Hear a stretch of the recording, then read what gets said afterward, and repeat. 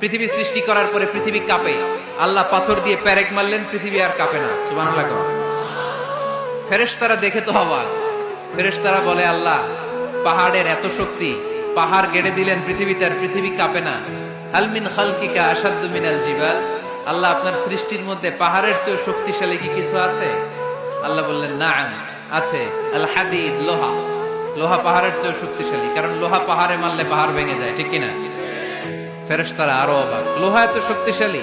হাল মিন খালকিকা আশাদ্দু মিনাল হাদিদ, আল্লাহ তাহলে লোহার চেয়ে শক্তিশালী মনে হয় কিছু নাই, আছে? আল্লাহ বললেন, নাআম, আছে। আন্নার, আগুন, কারণ আগুনের মধ্যে লোহা ফেলে দিলে লোহা গলে যায়, ঠিক কিনা? ফেরেশতারা তো আরো অবাক। ফেরেশতারা বলে, তাই নাকি? আগুন এত শক্তিশালী, তো হাল মিন খালকিকা আশাদ্দু মিনান নার, আল্লাহ আপনার সৃষ্টিতে আগুনের চেয়ে শক্তিশালী কিছু আছে? আল্লাহ বলে, আছে। আলমা, পানি, কারণ আগুনের মধ্যে পানি ঢাললে আগুন পাওয়া যায়।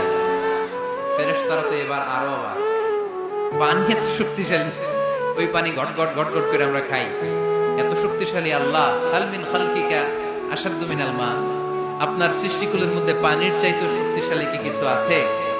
আল্লাহ বলে, আছে। সেটা আবার কি? আল্লাহ বলে, আর রিহ, বাতাস। বাতাস যখন সাগরের পানির মধ্যে উচ্ছ্বাস মারে, তখন এটা জলোচ্ছ্বাস হয়ে যায়, ঠিক কিনা?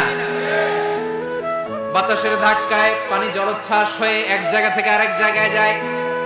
আল্লাহ বললেন, পানির চাইতেও শক্তিশালী সৃষ্টি আমার আছে, ওইটার নাম বাতাস। ফেরেশতারা অবাক হয়ে আবার জিজ্ঞেস করে, আল্লাহ আপনার সৃষ্টিকুলের মধ্যে বাতাসের চাইতেও শক্তিশালী কিছু আছে কিনা বলেন। আল্লাহ বললেন, আছে। বাতাসের চাইতেও শক্তিশালী হলো আমার আশরাফুল মাখলুকাত মানুষ।